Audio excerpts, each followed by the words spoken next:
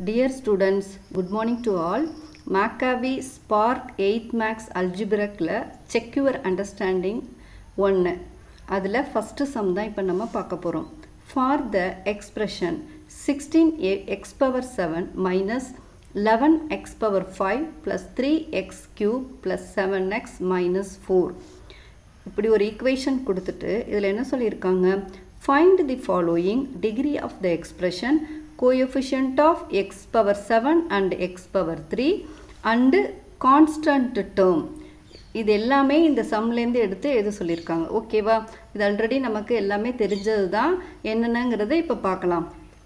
Degree of the expression already உங்களுக்கு தெரியும். Degree of த எக்ஸ்பிரஷன்னா என்ன? எதுக்கெல்லாம் பவர் இருக்கோ, பவர் உள்ளது எல்லாமே டிகிரின்னு சொல்லுவாங்க. ஓகேவா? இப்போ இதில் என்னென்ன பவர் இருக்குது? ஃபஸ்ட்டு சம் என்ன? Degree of the expression. அப்போ 16x பவர் 7 இருக்கா? ஹை. அப்போ இதோட பவர் ஃபஸ்ட்டு இதோட டேர்மோட பவர் வந்து 7 டிகிரி. அதான் 7ங்கிறது ஒரு டிகிரி.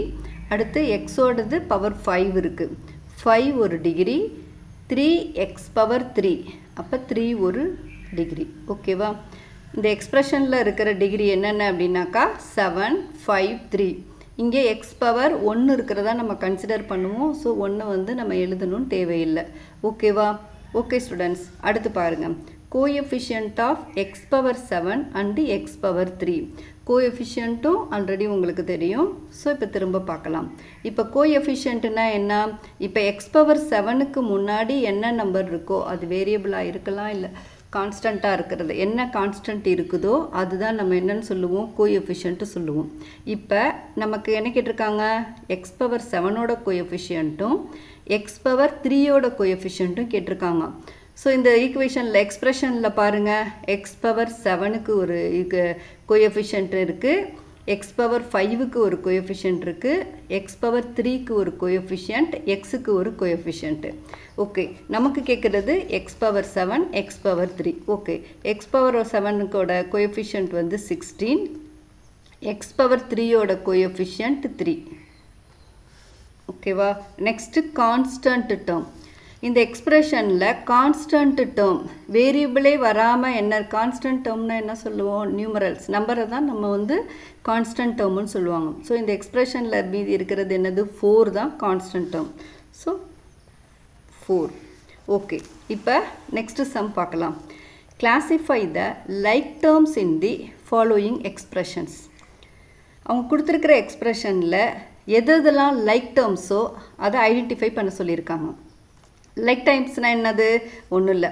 இப்போ ஒரு சம் எடுத்துக்கிட்டோம்னா 16x plus 3x plus y plus 1 அப்படின்னாக்கா இதுலேயும் எக்ஸ் இருக்குது, இதுலேயும் எக்ஸ் இருக்குது, ஒரே மாதிரியாக எக்ஸ் இருக்குது.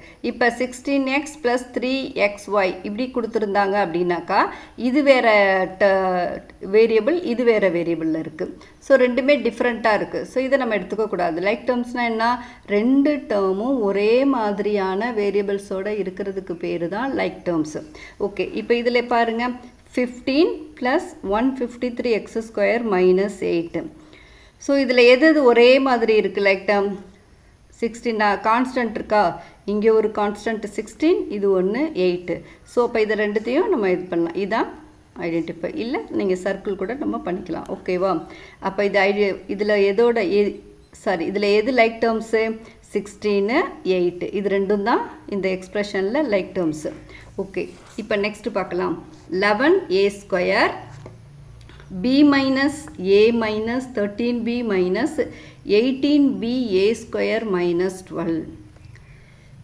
இதில் எது லைக் டேர்ம்ஸ் சொல்லுங்கள் பார்க்கலாம். எதெல்லாம் ஒன்றா இருக்குது? Okay, very good.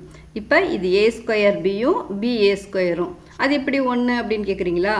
ஆக்சுவலாக நீங்கள் வந்து a² bயும் இதை ba² ஒன்று தான். நீங்கள் இதையும் வந்து a² bன்னு எழுதிக்கலாம், இல்லை இதை ba²ன்னு எழுதிக்கலாம். எல்லாமே ஒன்று தான், எப்படி வேணாலும் எழுதலாம். ஸோ இப்போ இதில் எது லைக் டேர்ம்னா 11a² bயும் 18ba² இது ரெண்டும் தான் இதில் லைக் டேர்ம்ஸு. நெக்ஸ்ட்டு சி பாருங்கள். 161xy minus 15x x² minus 13yx இப்போ இதில் எது லைக் டேர்மு? இப்போ தான் இங்கே பார்த்தோம் ஏ ஸ்கொயர் பினாலும் ஒன்று தான், பிஏ ஸ்கொயர்னாலும் ஒன்று தான். ஓகேவா?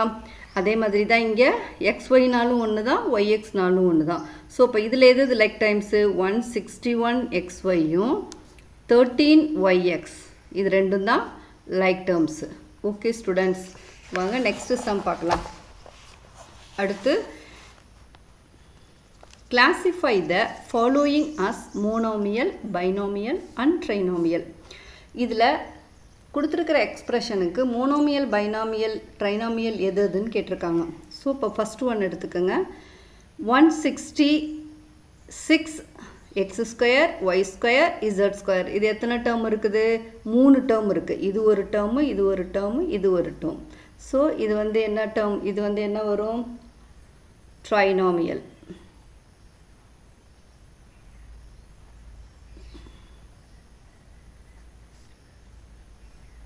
நெக்ஸ்ட் ஒன் பாருங்கள். இது வந்து 3 4 இருக்குது. ஸோ 1 2 3 4 இருக்குது. இது பாலினாமியலில் வரும். நமக்கு ஆனால் 3 தான் கேட்டிருக்காங்க. மோனோமியல், பைனாமியல் அண்ட் ட்ரைனாமியல் தான் கேட்டிருக்காங்க. ஸோ நீங்கள் இது தெரிஞ்சால் எழுதணுன்னா எழுதலாம், இல்லைன்னா இதை விட்டுறலாம், இல்லைன்னு சொல்லி விட்டுறலாம். ஓகேவா? அடுத்து 12 எக்ஸ் ஸ்கொயர் ப்ளஸ் 8y, இது வந்து பைனாமியல்.